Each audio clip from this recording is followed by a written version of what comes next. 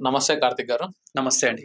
ఈరోజు మనం చూసుకున్నట్టయితే మన అమ్మమ్మ వాళ్ళు గాని, అమ్మ వాళ్ళు గాని, మన జనరేషన్ అయితే సంస్కృతి సాంప్రదాయాలనేది మారుకుంటూ అంటే మర్చిపోతున్నారు. మన అమ్మమ్మ వాళ్ళు పాటించింది మన మదర్ వాళ్ళు పాటియకపోవడం అవును. గాని, వాళ్ళ తర్వాత మన జనరేషన్ కొంచెం తగ్గడం గాని, ఇప్పుడు నెక్స్ట్ వచ్చే జనరేషన్‌కి, ఇప్పుడొచ్చే పిల్లలకి అది ఎంతవరకు మనము అందేయగలుగుతున్నాం? దీనిపైన మీ అభిప్రాయం ఏంది? భారతదేశంలో ఆచారాలు, ఆ! సాంప్రదాయాలు, తర్వాత సంస్కృతి. ఈ మూడిటి ఆధారంగా సమాజం అనేది నిర్మాణమైందనమాట. ఎందుకంటే ఒక సర్టెన్ నంబర్ ఆఫ్ పీపుల్ ఒక దగ్గర కలిసి జీవించాలంటే వాళ్ళకంటూ కొన్ని పద్ధతులు ఏర్పరచుకోవడం అనేది జరుగుతది. సో, అందులో భాగంగానే ఈ ఆచారాలనేవి, సాంప్రదాయాలనేవి. అవునా? ఇదే ఒక సంస్కృతిని నిర్మాణం చేస్తదనమాట. ఆ సమూహానికి ఒక సంస్కృతిని నిర్మాణం చేస్తది. అయితే ఈ సంస్కృతి, సాంప్రదాయాలు, ఆచారాలు ఇవన్నీ మూఢనమ్మకాలు అవి ఇవని జనరల్‌గా బయట మాట్లాడుతుంటారు.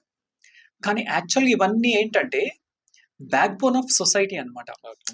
ఆ బ్యాక్ బోన్ అనేది లేకుంటే సొసైటీ అనేది పడిపోతది. ఓకే. సో, మనము ప్రపంచంలో చాలా దేశాల్లో వాళ్ళకంటూ ఒక సంస్కృతి లేకపోవడానికి కొన్ని కారణాలున్నాయి. అక్కడున్నటువంటి జియోగ్రఫికల్ కండిషన్స్ ఆధారంగా. ఫర్ ఎగ్జాంపుల్ మనము ఒక ఎడారి ప్రాంతం తీసుకున్నామనుకోండి. ఎడారి ప్రాంతంలో ఉండే వాళ్ళకు ఆహారం అనేది ఒక దగ్గర దొరకదు. కాబట్టి వాళ్ళేం చేస్తుంటారు? ఒక ప్రాంతం నుంచి ఇంకో ప్రాంతంకి ఎప్పుడు మూవ్ అవుతూనే ఉంటారు. అందుకనే నోమాడ్స్ అంటారు వాళ్ళని. ఓకే. క్యారవాన్‌లేసుకొని వాళ్ళు ఒక ప్రదేశం నుంచి ఇంకో ప్రదేశం ఎక్కడైతే ఆహారం దొరుకుతదో, ఓకే. ఆ ఆహారం దొరికే ప్రదేశానికి వీళ్ళెప్పుడు ప్రయాణం చేస్తూనే ఉంటారనమాట. ఒక దగ్గర నుంచి ఇంకో దగ్గరికి. ఇప్పుడు మనము యూరోపియన్ ఈ దేశాలు తీసుకున్నా కూడా అవి చలి ప్రాంతాలనమాట. ఓకే. సో, చలి ప్రాంతాలలో కూడా వాళ్ళకేంటిది? ఒక వింటర్ సీజన్ ఉందనుకోండి. వింటర్ సీజన్‌లో వాళ్ళకి ఆహారం దొరకదు. వాళ్ళు ఎంతసేపు కూడా జంతువులను చంపాలి, తినాలి. అంటే వేటాడాలి, తినాలి. తినాలి. సో, ఆ రకంగా వాళ్ళ ఇదుంది. కాబట్టి ఇవేందంటే ఒక సంస్కృతి అనేది వాళ్ళ దగ్గర నిర్మాణం కాలేదు.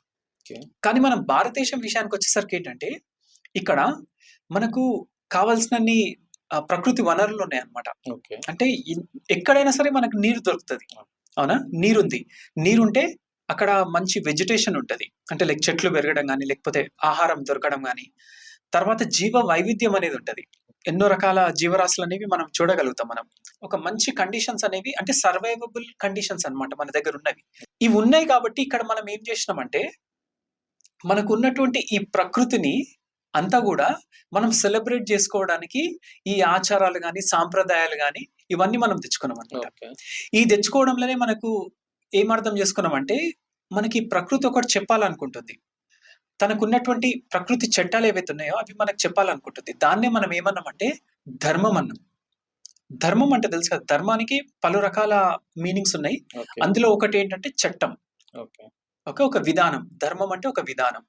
సో, ఈ విధానం అంటే ఏంటిది? ప్రకృతి యొక్క విధానం అన్నమాట. ఈ ప్రకృతి విధానాన్ని మనం ఏం చేసుకున్నామంటే, అదొక ధర్మం. అంటే మన యొక్క జీవన విధానంగా మనం మార్చుకున్నామన్నమాట. సో, ఈ జీవన విధానంలో భాగమైనటువంటి ఈ సంస్కృతి, సాంప్రదాయాలు, ఆచారాలు ఇవన్నీ గూడా మనం పాటించకపోతే, రేపటి తరానికి ఒక భవిష్యత్ అనేది ఉండదు. ఓకే. కొందరు ఆలోచిస్తుండొచ్చు. అరే! ఇది ఏమంటారు? ఈ మోడర్న్ సొసైటీలో గూడా ఇంకా ఎందుకివి అవసరం అని అంటారు గదా! మనం మోడర్న్ అయితమేమో. కాకపోతే నేచర్ అనేది మోడర్న్ గాదు. ఓకే. నేచర్ ఎప్పుడైనా నేచరే. ఈ ఈ భూమి పైన అన్ని జీవరాశులు అన్నీ పోయినా గూడా, అన్ని కనుమరుగైపోయినా గూడా, ప్రకృతి యొక్క నియమం అనేది ఒకటే ఉంటది. ఆ నియమాన్ని మార్చనీకి రాదు. మనం మోడర్నైజేషన్ అనేది మన మైండ్‌లో ఉంది. కానీ ఈ ప్రకృతి యొక్క నియమాలు ఏవైతే ఉంటాయో అవి మారవు. వాటిని మనము ఫాలో కావాల్సిందే. సో, ఈ ఫాలో అవ్వాలనేటువంటి ఒకే ఒక ఉద్దేశంతోని మన పూర్వీకులు మనకు ఈ ఆచారాలు గాని, సాంప్రదాయాలు గాని ఇవన్నీ నేర్పించిండ్రు. అంటే ఆచారాలు, సాంప్రదాయాలు మన డైలీ లైఫ్ స్టైల్‌తో ముడిపడి ఉన్నాయంటారు. ముడిపడి ఉన్నాయి. అవునా? ఇప్పుడు ఫర్ ఎగ్జాంపుల్ సారెవెట్టడం అంటారు తెలుసు కదా! ఇప్పుడు మన తెలంగాణలో అవును. చాలా ప్రాంతాల్లో సారెవెట్టడం అని అంటారు. ఎవ్రీ 4, 5 ఇయర్స్‌కి పెడుతుంటారు కదా! అవునండి. అయితే ఇవి పెట్టడం వెనక కారణం ఏంటిది? ఇదే మూఢనమ్మకం కాదు ఇంకేమీ కాదు. కేవలం ఏందంటే మన ఇంటి ఆడపిల్ల. నుంచి ఇంకొక ఇంటికి పంపించినటువంటి ఆడపిల్లతో మనం ఆ రిలేషన్ అనేది అట్లే కంటిన్యూ చేయడానికి తనకు మేము మేము నిన్ను మర్చిపోలేదు అని చెప్పడానికి ఇంకోటేందంటే వాళ్ళ పిల్లలకు, వీళ్ళ పిల్లలు గూడా మన ఫ్యామిలీ ఇది అన్నట్టు గూడా మన తెలుస్తది. ఇది చెప్పడానికి. ఎందుకంటే ఒకప్పుడు ఇంటి నుంచి వెళ్ళినటువంటి ఆడపిల్ల వాళ్ళకు 4, 5 ఇయర్స్ వరకు గూడా అవును. రాకపోయేది. అవునా? అట్లాంటి అప్పుడు ఇంత కమ్యూనికేషన్ లేదు, మొబైల్స్ కమ్యూనికేషన్ లేవు. లేదు, మొబైల్స్ లేవు. ఇంత కేవలము బండిపై వెళ్ళడము, లేకపోతే నడక ఆధారంగా. ఇప్పుడంటే సరే ఇవన్నీ వచ్చినాయి కాబట్టి మీరు రెగ్యులర్‌గా కలుస్తున్నారు కానీ ఒకప్పుడు అట్లా ఉండేది. ఉండదుగా. కాబట్టి ఇదొక సాంప్రదాయంగా మనం మార్చుకున్నాం అన్నమాట. అంటే ఇదేంటిది? ఎమోషనల్ బాండింగ్‌కి సంబంధించింది. ఇంకొకటి ఫర్ ఎగ్జాంపుల్ వుమెన్‌కి సంబంధించిందే. ఏదైనా పేరంటానికి వెళ్ళినప్పుడు వాళ్ళకు పసుపు రాయడం అనేది ఉంటది సాంప్రదాయం. అలవాటు. సో, దాని వెనుక ఉన్నటువంటి ఉద్దేశ్యం ఏంటిది? ఎందుకంటే వీళ్ళు మట్టి తగిలినప్పుడు గిన వాళ్ళకు జర్మ్స్ అంటడము, లేకపోతే స్కిన్ క్రాక్స్ రావడము, ఇట్లాంటివన్నీ ఉంటాయి కాబట్టి పసుపులో ఏముంటది? యాంటీబయాటిక్ ఉంటది. సో, యాంటీబయాటిక్ ఉంటది కాబట్టి వాళ్ళు ఏం చేసేది పాదాలకు ఆడవాళ్ళకి అది రాసేదన్నమాట. పాదాలకు రాసేది. సో, ఇది సైంటిఫిక్ థింగ్ ఇది. ఓకే. నమ్మకం కాదు ఇది. సైన్స్ ఇది. ఇప్పుడు హిందూ సాంప్రదాయాలకి సైన్స్‌కి రిలేషన్ ఉన్నదంటారా? అదే అంటున్నా. ఇప్పుడు ఇది సైన్స్ రిలేటెడ్ కాబట్టే ఆ విధంగా ఇప్పుడు చూడండి మనము టర్మరిక్‌లో అవును. యాంటీబయాటిక్ నేచర్ ఉందనేది హ్మ్. మనం ఈరోజు ల్యాబ్‌లో కనుక్కున్నది వీళ్ళు వేల సంవత్సరాల పూర్వమే ఎట్లా తెలుసు వీళ్ళకు? అవునా కదా! అనుభవపూర్వకంగా వాళ్ళకి తెలిసినాయి. అచ్చా! దీంట్లో ఈ విధంగా ఉంటదని. ఇంకొక విషయం మంచి విషయం చెప్తా చూడండి. వింటర్ సీజన్‌లో మనకు ఏమంటారు డి విటమిన్ అనేది కొంచెం లోపం అనేది ఉంటది మనకు. అవునా? ఆ టైంలో మనము నువ్వులు తినాలని చెప్పిండ్రు. చెప్పరు. అవునా? నువ్వుల లడ్డూలు తినాలని ఎందుకు చెప్పిండ్రు? హ్మ్. ఎందుకంటే ఆ టైంలో మనకు లోపల ఆ విటమిన్ డి, కాల్షియం లోపం అనేది లేకుండా ఉండడానికి. మన పూర్వీకులకు వాళ్ళకి ఇది తెలుసు. అదే. This is great thing actually. మనం యాక్చువల్‌గా మన పూర్వీకులను వాళ్ళని గొప్పోళ్ళనాలి. దే ఆర్ అంటే సైంటిస్ట్స్ పిల్లలకు మనం యాక్చువల్లీ. ఇవి నేర్పియాలి యాక్చువల్లీ. అదే ఇప్పుడు ఏమైపోయిందంటే మన భారతదేశం పైన విదేశీయుల దండయాత్రలు ఇవన్నీ జరిగిన తర్వాత మన లోపల ఒక ఆత్మ న్యూనతా భావం అనేది వచ్చిందన్నమాట. అంటే ఇన్ఫీరియర్ కాంప్లెక్స్ అనేది బాగా వచ్చేసింది. సో, ఈ ఇన్ఫీరియర్ కాంప్లెక్స్ అనేది ఎట్లయిపోయిందంటే విదేశీయుడు ఏదైనా చెప్పిండనుకోండి అది కరెక్ట్. స్వదేశీయులు ఏదైనా చెప్పిర్రనుకోండి ఇందులో ఏదో మూఢనమ్మకం ఉంది. ఈ రకంగా ఒక భావన అనేది మన దగ్గర నిర్మాణమైంది. సో, ఇది దురదృష్టకరం ఇది. అరే! మనం తక్కువ గాదు. మనం ప్రపంచానికి మనము నాగరికతను నేర్పించినటువంటి భూమి ఇది. అట్లాంటి గొప్ప వేదాలు, తర్వాత ఉపనిషత్తులు ఇట్లాంటి భూమి ఇక్కడ ఉన్నటువంటి వాళ్ళు తమ యొక్క విధానాన్ని మర్చిపోయి విదేశీయుల విధానాలను మనము మోయడం అనేది అది అదే. దురదృష్టకరం అది.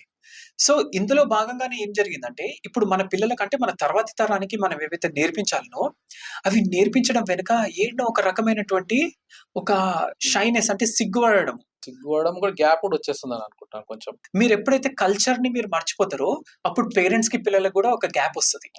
ఈ మధ్యన చాలా జరుగుతుంది. ఫ్యామిలీ బాండింగ్ అనేదే దేనిపైన ఆధారపడి ఉంటుందంటే ఎమోషన్స్ పైన ఆధారపడి ఉంటుంది. ఈ ఎమోషన్స్ అనేవి దేని నుంచి తయారైతాయి? సాంప్రదాయం. అంటే ఒక కుటుంబ సాంప్రదాయం. అరే! మన ఇంటి సాంప్రదాయాలు ఇది. మనం ఇవి పాటించాలి. లేకపోతే మన ఆచారం ఇది. మనం దీన్ని పాటించాలి. ఇవి పాటించినప్పుడు ఏమైతదంటే పిల్లలకు, తల్లిదండ్రులకు, కుటుంబం యొక్క బంధువుల మధ్య ఒక మంచి బాండింగ్ ఏర్పడతది. హ్మ్. అవునా? ఇవే కావాలి మనం ఈరోజు సొసైటీలో. కొందరు లోన్లీనెస్ ఫీల్ అవుతున్నా అంటారు కదా! ఎందుకు లోన్లీనెస్ వచ్చింది? బికాజ్ నువ్వు ఆ ఎమోషన్స్‌ని మర్చిపోయి నిన్ను నువ్వు ఏకాకిని చేసుకున్నావు నువ్వు. సో, దానివల్ల ఇట్లా జరుగుతోంది. అవును. ఇట్లాంటివి కాకుండా ఉండాలంటే మనం చేయాల్సింది ఏంటంటే ఇదే అన్నమాట. మన పూర్వీకులు మనకు అందించినటువంటి విజ్ఞానాన్ని మన తర్వాత తరానికి అందిస్తాము. కాకపోతే వాళ్ళు ఏం చేశారంటే విజ్ఞానాన్ని ఆచరణ రూపంలో పెట్టిరన్నమాట. మనం మర్చిపోకుండా ఉండడానికి. ఓకే. ఓకే. ఇప్పుడు మనం ఏమంటాం సైన్స్ అంటాం కదా! సైన్స్‌లో ఒక క్వెషన్ ఆన్సర్ నేర్చుకోవాలంటే మనం ఏం చేయాలి? ఇట్లా బై హార్ట్ చేస్తారు కదా! బట్టి పట్టాలి. సో, బై హార్ట్ చేయాల్సినటువంటి అవసరం లేదు మనకు. వాళ్ళు ఈ సైన్స్ ఎట్లా నేర్పించిండ్రు? ఒక మనం బండ పొద్దుగాల లేస్తే గుర్తులాగా మనం అట్లా. ఏం చేయాలి? సాయంత్రం ఏం చేయాలి? అవునా? అంటే పొద్దున్న లేచి ఇప్పుడు సూర్య నమస్కారం చేయడం కూడా ఒక డి విటమిన్ మన బాడీకి. ఎగ్జాక్ట్‌లీ. ఇట్లాంటివి చాలా ఉన్నాయి. ఇప్పుడు మనకు ఎర్లీ మార్నింగ్ లైక్ బ్రహ్మ ముహూర్తంలో నిద్ర లేవమని చెప్పిండ్రు. అవునండి. అవునా? సో, ఆ టైంలో మన మైండ్ అనేది చాలా షార్ప్ ఉంటది. సో, దాన్ని బ్రహ్మ ముహూర్తం అని అన్నారు. బ్రహ్మ ఏం చేస్తుంటాడు? సృష్టి నిర్మాణం చేస్తుంటాడు. అవును. నిన్ను నువ్వు నిర్మాణం చేసుకోవడానికి అదొక సరైనటువంటి సమయం అని చెప్పేసి చెప్పిండ్రు మన వాళ్ళు.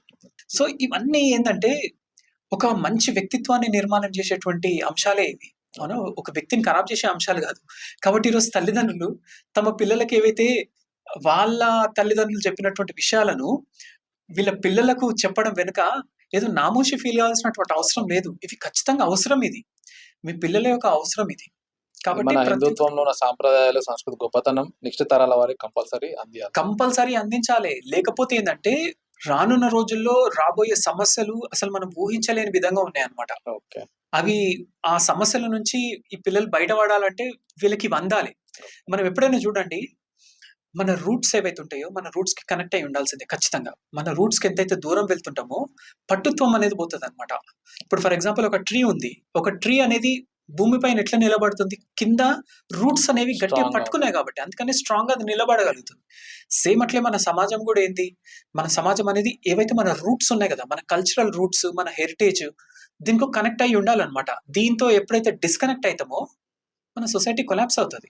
So okay. ఆ రకంగా తయారు చేయదు. ఈ రోజు ఉన్నటువంటి తల్లిదండ్రులకు నేను నేను నేను కోరేది ఇదే.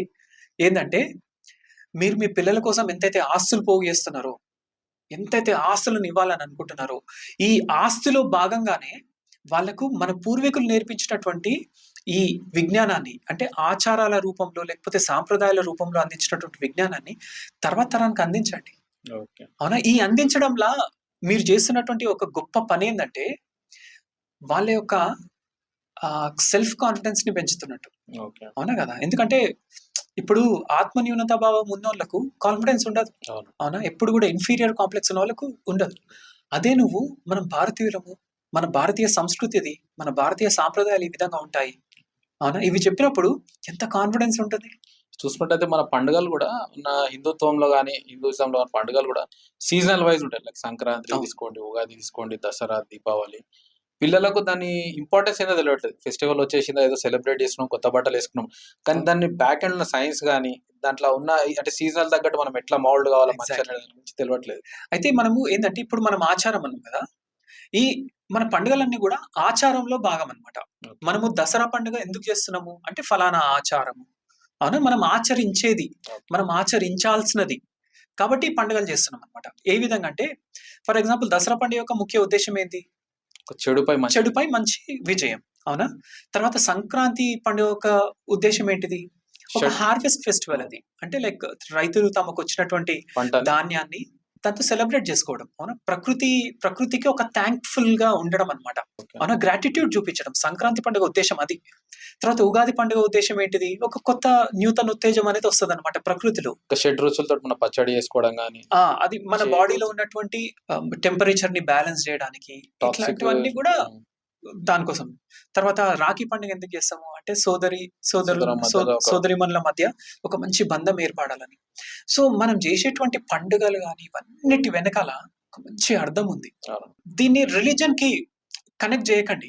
Religion is secondary.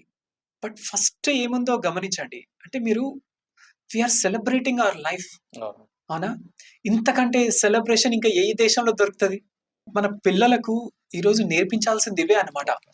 మనకు విద్య ఎంతైతే అవసరమో, ఈ విద్యతో పాటు ముఖ్యమైనవి ఏంటంటే ఇవన్నమాట. సంస్కృతి నేర్పించడం అనేది చాలా ముఖ్యం. ఓకే. దేశభక్తి నేర్పించాలి. అవునా? దైవభక్తి, దేశభక్తి 2 కలగలిపి ఉన్నటువంటి సమాజము నిర్మాణమైందనుకోండి, హ్మ్. ప్రపంచాన్ని ఏలొచ్చు భారతదేశం. ఇప్పుడు మీరు దేశభక్తి అన్నారు కాబట్టి ఇప్పటి పిల్లలకు చూసుకుంటే మన జనగణమన రాకపోవడం గానీ, వందే మాతరం అదే స్కూల్‌లో మనం ప్రేయర్‌లో ఒక భాగంగానే చూస్తుర్రు తప్పించి, దాంట్లో ఉన్న ఇంపార్టెన్స్ కానీ, దేశం మీద ఉన్న భక్తి గానీ, మన ఫ్రీడమ్ ఫైటర్స్ దేశం గురించి ఎంతగానో త్యాగం అవును. చేశారన్న విషయాన్ని హ్మ్. చాలా మందికి తెలవట్లేదు. అంటే మూవీస్‌లో 1, 2 చూస్తే తెలుస్తుండొచ్చు. సో, పిల్లలకు ఇది కూడా ఒక నాలెడ్జ్ లేకపోవడం అనేది నిజంగా చాలా బాధాకరం. సో, దీన్ని ఎట్లా ఓవర్‌కమ్ చేయొచ్చు మనం? చాలా మంది తల్లిదండ్రులు ఒకటి గుర్తుపెట్టుకోవాలి. ఏందంటే, మీ ఇంట్లో మీ అబ్బాయి ఒక రాంగ్ రూట్‌లో ఎందుకెళ్తాడు అంటే, పేరెంట్స్ యొక్క సాక్రిఫైస్ అతనికి అర్థం కాకపోతే ఆ రూట్‌లో వెళ్ళిపోతాడు. అవునా? తన పేరెంట్స్ తన కోసం ఎంత కష్టపడుతున్నారు, తన పేరెంట్స్ తన పట్ల ఎంత ఎమోషనల్‌గా ఉన్నారు అని తనకు తెలిసిందనుకోండి, తను అటాచ్ అయ్యి ఉంటాడు ఫ్యామిలీతోని. అరే! మా ఫాదర్, మా మదర్ వాళ్ళతో ఒక మంచి బాండింగ్ ఉంటది. అవునా? వాళ్ళని ఎవరైనా ఏమన్నా అంటే కూడా కోపమొస్తది. సేమ్ అట్లే మన సొసైటీలో గూడా మనం ఇప్పుడు సర్వైవ్ అయితున్నామంటే మన పూర్వీకులు వాళ్ళు సాక్రిఫైసెస్ చేసిండ్రు. దేశం గురించి. దేశం కోసం సాక్రిఫైస్ చేసిర్రు. మన సమాజం కోసం సాక్రిఫైస్ చేసిర్రు. మన కుటుంబం కోసం సాక్రిఫైస్ చేసిర్రు. మన గ్రామాల కోసం సాక్రిఫైస్ చేసిండ్రు. అవునా? మరి అట్లాంటి వ్యక్తులను మనము గౌరవించకపోతే, లేకపోతే వాళ్ళని గుర్తుపెట్టుకోకపోతే ఈరోజు ఎంతమంది ఆర్మీ వాళ్ళు తమ ప్రాణాలను అడ్డుపెట్టి మన దేశాన్ని కాపాడుతున్నారు. బోర్డర్ పైన ఉండి. అవునా? ఎండకు, చలికి నిలబడి. సో కాబట్టి మనం అట్లాంటి వ్యక్తులను మనం గౌరవించకపోతే, వాళ్ళ యొక్క త్యాగాలను మనం గుర్తించకపోతే, మనం ఏ విధమైనటువంటి మంచి సొసైటీ నిర్మాణం చేస్తాం? కాదు గదా!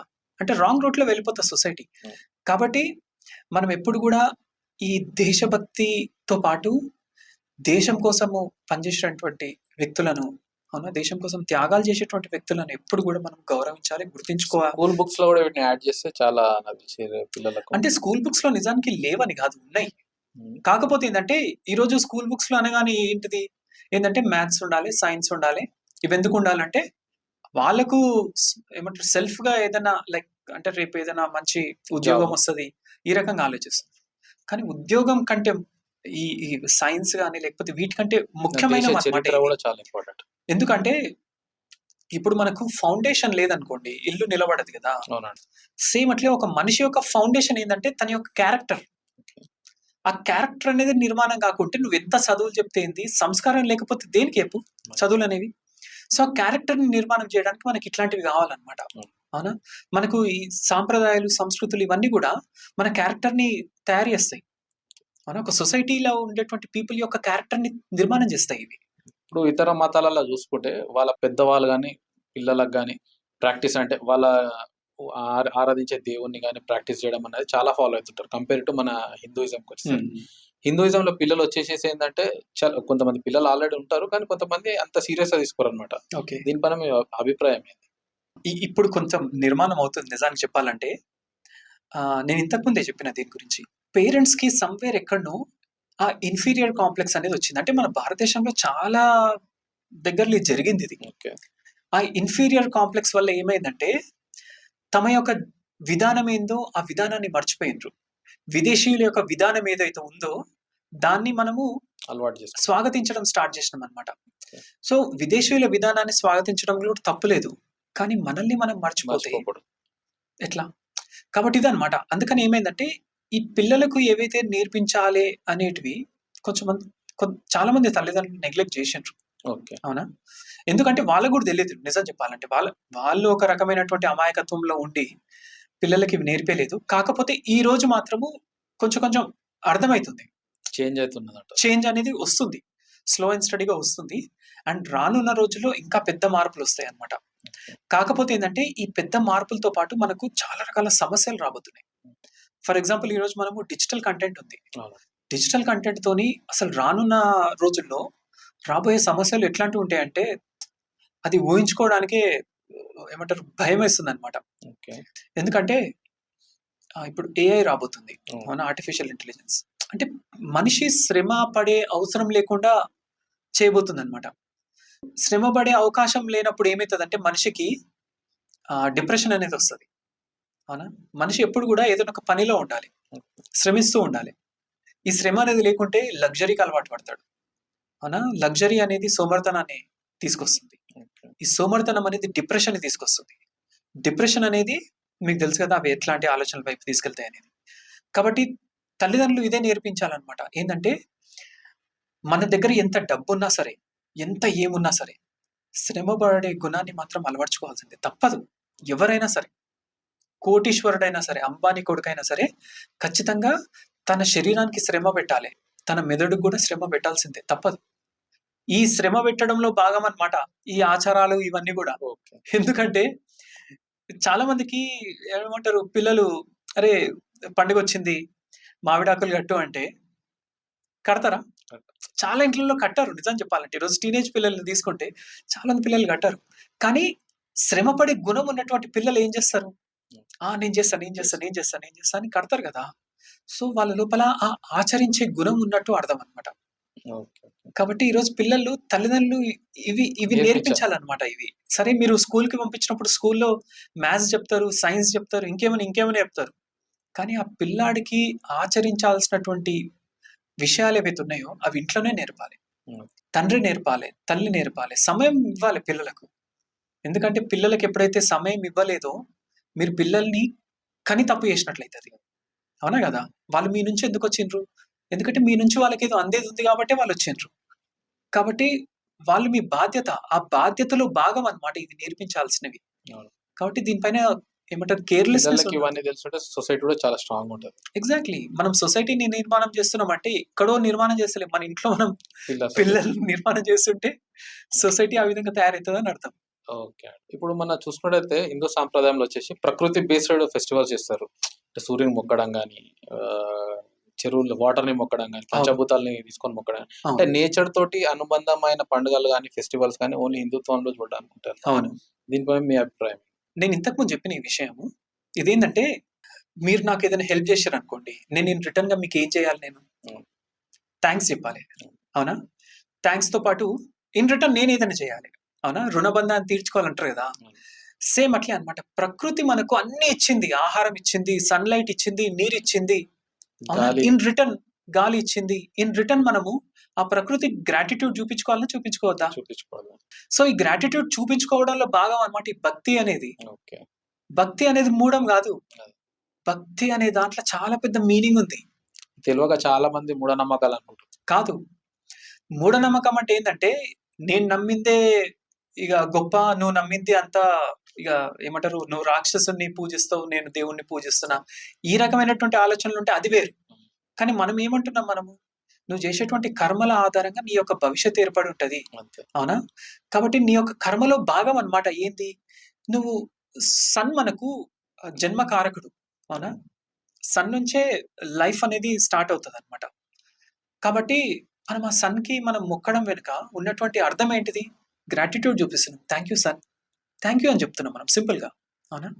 మనం మాతృదేవో భవ అన్నాం. మాతృమూర్తిని మనము దేవతగా మనం ఎందుకు చూసినాము? ఎందుకంటే తను మన కోసం చేస్తున్నటువంటి దానికి భక్తి భావన చూపించుకోవడం. మన జన్మనిచ్చినందుకు, మన కోసం కష్టపడుతూ పెంచినందుకు. Yes, exactly. మనం తను చేస్తున్నటువంటి వాటికి మనం ఇన్ రిటర్న్‌గా మనకు తనకు థాంక్ యూ చెప్పాలి గదా! గ్రాటిట్యూడ్ ఫీల్ ఉండాలి అన్నమాట. సో, ఈ భక్తి అనేది ఇదే అన్నమాట. గ్రాటిట్యూడ్ చూపించడం.